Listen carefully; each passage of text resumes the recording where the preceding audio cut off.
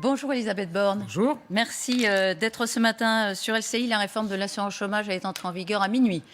Tout à l'heure, c'est votre rayon puisque vous êtes ministre du Travail. On va y revenir dans quelques instants. D'abord, le pouvoir d'achat. Le Premier ministre Jean Castex sur TF1 hier a annoncé le blocage des prix du gaz. Les hausses à venir évaluées à 30% ne seront pas répercutées. Mais il y a d'abord celle de 12,6% qui arrive aujourd'hui. Pourquoi elle n'est pas bloquée celle-là ? Alors pour celle-là, vous savez qu'on a décidé d'une aide exceptionnelle pour tous les bénéficiaires du chèque énergie, c'est-à-dire près de 6 millions de Français. Donc c'est une annonce qui était déjà intervenue. Et ce qui a été annoncé hier par le Premier ministre, c'est que les hausses à venir sont bloquées jusqu'au printemps, où on nous annonce plutôt une baisse du prix du gaz. Bon, on est bien d'accord, ce bouclier tarifaire, il est donc, vous l'avez dit, temporaire jusqu'au printemps. Les abonnés paieront en réalité, puisque la baisse attendue au printemps ne sera pas répercutée. Ça s'appelle un lissage. C'est un lissage parce que c'est vrai que pour tous les Français qui utilisent du gaz, notamment pour se chauffer, ce yo-yo du prix de l'énergie peut effectivement avoir un impact important sur leur pouvoir d'achat. Et donc là, on évite d'avoir une nouvelle hausse au mois de novembre avec les annonces du Premier ministre hier. La baisse prévue au printemps, c'est quand même un pari. C'est pas garanti à 100%, elle peut pas se produire. Non, mais le Premier ministre a bien dit que si ce que nous disent aujourd'hui les experts, c'est-à-dire que le gaz devrait rebaisser, ne se produisait pas, alors on aurait d'autres outils pour éviter effectivement que les Français soient pénalisés, qu'ils aient effectivement une flambée du prix de l'énergie qui pourrait se répercuter sur leur pouvoir d'achat. Donc ils sont protégés de cette flambée du prix de l'énergie. Il a en effet évoqué une possibilité de à nouveau augmenter le chèque énergie. Mais pardon, vous serez peut-être plus là. C'est ça qui trouble un petit peu quand même. C'est ce que vous dites printemps-avril. Mais en avril, c'est l'élection présidentielle. Donc vous dites, bon ben c'est ceux qui seront au pouvoir après qui vont avoir la charge d'éventuellement d'augmenter la facture. C'est qu'il y a... Non. Ce qu'on dit, c'est qu'aujourd'hui, il y a une hausse, que tous les experts nous disent ça risque d'augmenter pendant l'hiver. C'est normal, c'est un moment où on consomme davantage de gaz. Ça devrait rebaisser au printemps. On lissera cette baisse. En tout cas, on protège les Français de la hausse du prix du gaz et de l'électricité. L'électricité n'augmentera pas d'ici la fin de l'année et la hausse sera ramenée à 4% alors qu'elle aurait pu être de 12% au début de l'année prochaine. Ça, c'est pour l'électricité en janvier, pas 12%, mais en effet 4%. Mais donc, on est d'accord, on ne paye rien pour attendre, comme on dit, on paiera au mois d'avril et peut-être qu'on paiera encore plus si... Non, ça baissera moins vite parce qu'on s'attend à une baisse importante des prix du gaz au printemps. Mais là, il y avait urgence, hein. C'est vrai, c'est une décision technique, c'est une décision politique. Est-ce que vous craignez un regain de colère des Français ? Je pense qu'il faut être attentif aux difficultés que certains Français, notamment ceux qui se chauffent au gaz, auraient pu avoir si on n'avait pas pris ces mesures. Donc je pense que c'est important de mettre en place ce bouclier, comme l'a dit le Premier ministre, qui protège le pouvoir d'achat des Français. Vous savez qu'on est très attentif depuis le début du quinquennat à cet enjeu de pouvoir d'achat, qu'on a notamment supprimé la taxe d'habitation, supprimé certaines cotisations sociales, augmenté la prime d'activité. Pour quelqu'un qui est au SMIC, c'est l'équivalent d'un 13e ou d'un 14e mois. Et là, il fallait absolument agir pour éviter que des Français soient pénalisés par la flambée du prix du gaz. Vous dites ça parce que vous pensez à Xavier Bertrand, qui était hier sur France 2, et qui, lui, a annoncé, en guise d'augmentation de pouvoir d'achat, alors une prime, il dit la prime d'activité du gouvernement, je cite, ça ne marche pas bien. Donc il propose... Oui, je ne sais pas ce qu'il veut dire par là. Vous voyez, la prime d'activité, on l'a beaucoup augmentée en 2019. Je vous dis, avec les suppressions de taxes que j'ai mentionnées, c'est l'équivalent d'un 13e ou d'un 14e mois. On a élargi les bénéficiaires de la prime d'activité et le taux de recours a beaucoup augmenté. Donc, oui, mais alors lui, il a l'air de dire... Qu'est-ce qui lui permet de dire que ça ne marche pas ? Il dit ça ne marche pas et surtout, il propose un dispositif qui est assez lisible, pour le coup, assez simple à comprendre. C'est que cette prime d'activité, elle sera versée directement sur la prime au travail, directement sur la fiche de paye. L'État compensera au centime près. Dit-il, ce sera remboursé. Donc c'est une aide simple, directe, compréhensible. Et ça coûte je pense que la prime d'activité, c'est la prime d'activité. Enfin, moi, j'ai du mal à comprendre pourquoi Xavier Bertrand fait campagne sur notre bilan. Vous voyez, cette prime d'activité, on l'a élargie, on a élargi le nombre de bénéficiaires, on a augmenté son montant, donc c'est fait. Peut-être qu'il estime que ce bilan, d'abord, il est moins intéressant que vous le dites, et puis il n'est pas perçu par les Français. C'est pas un problème ? Enfin, je pense que tous les Français qui touchent la prime d'activité, ils ont bien vu qu'avec les suppressions de la taxe d'habitation et la suppression de certaines cotisations, quand on est au SMIC, on a un revenu qui a augmenté de l'équivalent d'un 13e, voire d'un 14e mois. Donc vous lui dites préférez l'original à la copie, un vieux slogan politique. Je lui dis qu'il peut peut-être qu'il ait d'autres idées, mais qu'en tout cas, ça s'est déjà fait. Ça, c'est pas une bonne idée. La réforme de l'assurance chômage, je disais, elle entre en vigueur à minuit. Elle est contestée par les syndicats, mais je voudrais d'abord tout de suite mettre l'accent sur quelque chose qui nous a beaucoup frappé depuis hier, quand on l'a appris, c'est qu'elle est aussi redoutée par les agents de Pôle emploi. Pour se protéger face à d'éventuelles agressions liées à la mise en œuvre de cette réforme, les agences Pôle emploi d'Île-de-France ont lancé un plan sécurité en commandant des bracelets d'alerte et des boîtiers permettant de signaler une agression. Je trouve ça extrêmement choquant, ceux qui entretiennent la confusion entre ces mesures prises pour protéger les agents de Pôle emploi et la réforme de l'assurance chômage. Je vous le dis, je trouve ça extrêmement choquant. Les mesures qui ont été présentées aux instances du personnel en Île-de-France, c'est la suite du meurtre d'une agent de Pôle emploi à Valence en janvier dernier. Moi, je m'étais rendu sur place. Évidemment, les agents de l'agence de Valence étaient très choqués, comme tous les agents dans toutes les agences de Pôle emploi. Donc d'entretenir cette confusion, je trouve ça scandaleux. Qui ceux qui voudraient laisser croire que ça a un rapport avec la réforme de l'assurance chômage, je pense que certains syndicats de Pôle emploi en Île-de-France ont voulu entretenir cette confusion. Je trouve ça scandaleux. C'est des mesures qu'on prend parce qu'il se trouve qu'il y a un monsieur déséquilibré qui a tué effectivement une agent de Pôle emploi au mois de janvier dernier. Ce déséquilibré a tué aussi une DRH dans l'entreprise où il avait travaillé. Donc d'entretenir cette confusion, je trouve ça vraiment très choquant. Mais il y a des tensions à Pôle emploi ? Il y a des gens qui, évidemment, ont eu beaucoup de difficultés dans la crise, dont certains peuvent être des déséquilibrés. C'est ce qui s'est de façon dramatique passé à Valence en janvier. Ne mélangeons pas tout. Et en effet, la direction de Pôle emploi veut rassurer les agents pour qu'il n'y ait pas effectivement la crainte d'avoir des agressions comme elle s'était passée en janvier. C'était un déséquilibré. Tous les agents du service public doivent être protégés de ce genre de comportement et c'est ce que Pôle emploi a mis en œuvre progressivement dans ces différentes régions et donc la discussion a eu lieu en Île-de-France. C'est un amalgame. C'est un amalgame totalement scandaleux. Totalement scandaleux. Donc, et vous allez prendre des mesures pour estomper cette écoutez, je ne vais pas prendre de mesures. Je pense que chacun doit prendre ses responsabilités. Il est de la responsabilité de la direction de Pôle emploi de permettre d'avoir des mesures pour protéger les agents face à des déséquilibrés. C'est ce qu'ils ont fait. Ils ont besoin de protection. Déjà, ça, c'est vrai que c'est... mais vous savez, je pense qu'on est dans une société où il peut y avoir des gens qui ont mal vécu ces derniers mois, qui ont été durs pour tout le monde. Il peut y avoir des déséquilibrés qui s'en prennent à des agents du service public et la direction de Pôle emploi fait son travail en protégeant ses agents. Cette réforme, donc les chômeurs qui entrent dans le système, c'est pour eux cette réforme de l'assurance chômage. On rappelle que ça ne touche pas les actuels allocataires. Je vous confirme qu'effectivement, le nouveau mode de calcul de l'allocation, il s'appliquera à ceux qui s'inscrivent à Pôle emploi à partir d'aujourd'hui. Pour ceux qui travaillent de façon continue, qui ont travaillé ces derniers mois, ça ne change pas.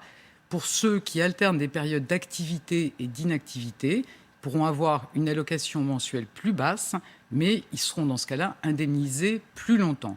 Et l'objectif de la réforme, c'est de sortir du recours excessif au contrat court. Ça, c'est le bonus-malus qui s'applique depuis juillet dernier, pour encourager, inciter les entreprises à proposer des contrats plus longs. Les sanctions n'arrivent que dans un an, celle-là. Là, la baisse des indemnisations, c'est tout de suite. Le bonus-malus, c'est tout de suite. Les entreprises l'ont bien compris. Si elles continuent à recourir de façon excessive à des contrats courts aujourd'hui, elles auront une pénalité financière en septembre prochain. La période de surveillance a déjà commencé. Elle a commencé, et ils passeront absolument. À la caisse éventuellement dans et donc, un an, du coup, pas avant, mais dans un an. Le calcul, il se fait sur un an, et donc ils auront une pénalité financière dans un an. Et donc, ce qu'on veut également, c'est inciter ceux qui le peuvent à travailler davantage avec ce nouveau mode de calcul de l'allocation chômage. J'entendais un DRH hier. Je ne sais pas, il n'est peut-être pas représentatif, mais enfin, il le disait avec son expérience. Il disait, mais c'est pas ça qui peut inciter au retour à l'emploi. C'est pas ça, c'est la formation. Ce que vous faites par ailleurs. Non, mais que vous faites par ailleurs. Ce qu'on fait, c'est d'encourager le travail. Mais là, il dit, cette réforme-là, c'est pas un levier pour faire revenir les chômeurs au travail. Les deux. On a un mode de calcul qui fait qu'on gagne toujours plus en travaillant qu'en étant au ça, chômage. Pourquoi ça ferait revenir les chômeurs au travail ? Je pense que si vous gagnez plus en travaillant qu'en étant au chômage, je pense que c'est un bon signal. Et par ailleurs, ceux qui ont du mal à retrouver un travail, ils sont indemnisés plus longtemps. On fait un effort massif pour former les demandeurs d'emploi, pour répondre aussi aux besoins des entreprises. On entend tous des entreprises qui nous disent « j'arrive pas à recruter ». Donc on va les former. On a annoncé 800 millions d'euros supplémentaires en début de semaine pour encore les former davantage, les accompagner, leur permettre d'être en situation en entreprise, d'être formés en entreprise, parce qu'il est démontré que c'est comme ça qu'on retrouve un travail. 85% des demandeurs d'emploi qui sont formés en entreprise ont un emploi à la clé. Vous nous dites ce matin, ça va accélérer la baisse du chômage. Je dis puisque c'est votre objectif. Mais bien sûr, je dis que ça encourage à travailler davantage et qu'il y a d'autres mesures. On a un plan pour les demandeurs d'emploi de longue durée. Je l'ai dit, ils vont être recontactés un par un d'ici la fin de l'année par Pôle emploi pour leur proposer un accompagnement, une mise en situation en entreprise, une formation. Notre objectif... Ça concerne combien de personnes ? 800 000 personnes qui vont être recontactées d'ici la fin de l'année. Notre objectif, c'est à la fois de répondre à toutes les entreprises qui nous disent on n'arrive pas à recruter et en même temps de ne laisser aucun Français sur le carreau et que tous les demandeurs d'emploi de longue durée soient accompagnés pour retrouver un emploi. L'UNEDIC a fait une étude, vous l'avez beaucoup entendu, 1 million de personnes devraient perdre 17% par cette réforme. Vous dites, cette étude, elle n'est pas fiable. Ils disent, si, elle est toujours valable. Alors, c'est assez curieux de dire qu'elle est toujours valable, vous voyez, parce qu'elle a été faite à un moment où on imaginait qu'il y aurait 230 000 destructions d'emplois en 2021. On a déjà créé 415 000 emplois. Donc, de nous dire que leur étude est toujours valable, ça confirme dans le fait qu'elle n'est pas très crédible. L'UNEDIC fait de la politique, là ? Je pense que l'UNEDIC répond aux questions qui sont parfois un peu orientées, que peuvent poser les syndicats. En tout cas, je vous dis, c'est un peu curieux de nous dire qu'une étude qui était valable quand on imaginait qu'il y aurait 230 000 suppressions d'emplois est toujours valable quand il y a 415 000 créations. Vous estimez à combien, dans le fond, les personnes qui vont perdre des droits ? Mais je vous dis, le principe, notre objectif, c'est surtout d'accompagner chaque demandeur d'emploi. Là, factuellement, combien de personnes vont perdre ? Les seuls qui ont des allocations plus basses sont ceux qui touchent plus au chômage qu'en travaillant. Donc, ça fait nous, on veut encourager le travail. Je ne peux pas vous répondre sur un chiffre. Parce qu'on a une dynamique de recrutement, d'embauche. Vous savez, on a battu tous les records sur les embauches. Et je pense que ce qu'un demandeur d'emploi peut souhaiter aujourd'hui, c'est retrouver un emploi. On fait tout, on les accompagne, on les forme, on leur permet d'être en situation en entreprise pour qu'ils retrouvent un emploi. Non, mais c'est vrai que ça aurait été bien d'avoir un chiffre à opposer à celui de l'UNEDIC. Vous ne l'avez pas. On ne raisonne pas comme ça. Je vous dis, c'est d'accompagner chaque demandeur d'emploi pour qu'il puisse profiter du rebond de l'économie. Alors, les syndicats sont quand même assez vent debout. D'ailleurs, ils font grève mardi. Force ouvrière et la CGT appellent à un mouvement de contestation. Le feuilleton n'est peut-être pas terminé. Donc, ils déposent un nouveau recours devant le Conseil d'État, les syndicats, en espérant à nouveau faire suspendre ou freiner la réforme. Vous le craignez ? Écoutez, ils font un recours, ça n'est pas une surprise. Moi, je regrette cette bataille juridique qui fait un peu perdre de vue l'objectif de la réforme, qui est... Ils sont contre l'objectif, ils disent qu'en tout cas, il ne sera pas atteint. L'objectif, il est simple. Ceux qui peuvent travailler... Il est ulcéré par cette précarisation d'un certain nombre de... Attendez, quand on parle de précarisation, vous savez, on a permis à 9 millions de Français d'être protégés par l'activité partielle. On a prolongé les droits de 800 000 demandeurs d'emploi pendant 8 mois. On a mis en place une aide exceptionnelle pour les travailleurs précaires pendant 10 mois, pour qu'ils aient 900 € par mois.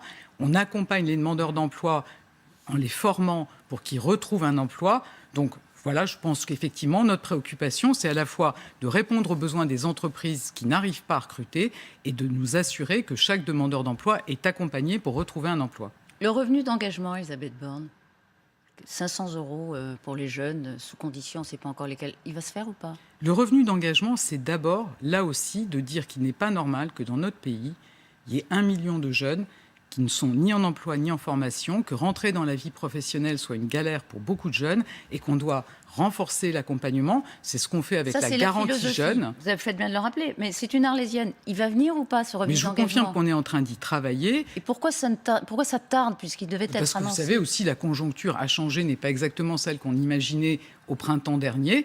Donc on est en train de regarder... Elle est meilleure. Elle est meilleure que ce qu'on imaginait. Et donc du coup, il y a effectivement des jeunes qui retrouvent plus facilement un emploi. Il y en a d'autres qui, malgré la bonne conjoncture, ont du mal à retrouver un emploi. Il faut mieux les accompagner. Donc, je vais vous citer, une phrase. Distribuer un revenu pour les jeunes en prenant le risque de désinciter à l'entrée sur le marché du travail me paraît en revanche contestable, mais je ne doute pas que le président en a conscience. Qui a dit ça ? Je ne sais pas. Ce que je peux vous dire, c'est que ça n'est pas... Dans une interview à Challenge, il dit sa réserve. Est-ce que le président... Si on devait désinciter les jeunes... Attendez, si on devait désinciter les jeunes à trouver un emploi, ce serait une mauvaise idée. Vous savez, moi, j'en discute beaucoup avec les organisations patronales qui savent très bien qu'il y a des jeunes qui n'ont pas forcément les codes, qui n'ont pas forcément les savoirs de base, qui ont besoin de formations complémentaires pour précisément trouver un emploi. C'est vraiment ma philosophie, d'avoir le meilleur accompagnement pour les jeunes, adapté à la situation de chaque jeune, pour que les jeunes puissent rentrer en apprentissage, en formation et trouver un emploi. Elisabeth Borne, est-ce que le président a quand même, malgré ce que vous dites, conscience du risque que porte cette réforme dans la désincitation des jeunes à prendre un travail ? Cette réforme, elle a pour objectif d'inciter et d'accompagner. C'est une mauvaise compréhension. C'est une mauvaise compréhension. Philippe a mal compris la philosophie. C'est une mauvaise compréhension. Du revenu vous savez, il d'engagement. s'est dit beaucoup de bêtises sur le sujet, donc c'est pas étonnant. Je pourrais le réexpliquer. Il a dit une bêtise ? L'objectif, il s'est dit beaucoup de bêtises, donc il a pu avoir une mauvaise information. L'objectif, c'est d'accompagner chaque jeune en lui proposant une formation, un apprentissage, pour qu'il puisse trouver un emploi durablement. Dernière question. Le porte-parole de la REM et député des Français d'Amérique du Nord, Roland Lescure, a fait une proposition dans un livre.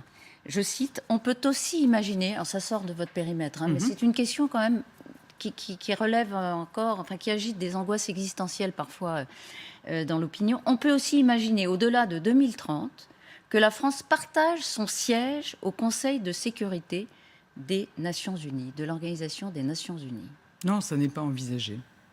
Ça n'est pas envisagé par Emmanuel Macron. Ça n'est pas envisagé. Non, je vous confirme. Donc c'est une idée personnelle qui n'ira pas au-delà de Roland Lescure peut avoir des idées personnelles. En tout cas, ça n'est pas envisagé par le président de la République. Un mot sur le climat du débat politique en ce moment, justement, beaucoup de doutes doutes identitaires, sécuritaires, des candidats qui jouent au chamboule-tout avec la droite, notamment Éric Zemmour. Moi, je trouve extrêmement choquant, vous savez, qu'on ait des candidats qui renouent avec des logiques de bouc émissaire après ce qu'on a pu vivre, ce que l'Europe a pu vivre au XXe siècle. On pourrait espérer qu'on ne retombe pas dans ces logiques de bouc émissaire. Et j'espère qu'on aura un débat qui sera au-dessus de ça, qui posera des vrais sujets pour les Français dans les prochains mois. Avec lui, éventuellement ? Écoutez, en tout cas, je peux vous dire que moi, je suis très choquée par les propos qu'il a pu tenir, avec cette logique de bouc émissaire dont on a vu où elle a pu mener l'Europe au XXe siècle. Merci Elisabeth Borne d'avoir été ce matin sur LCI. Bonne journée à vous, bonne journée à tous.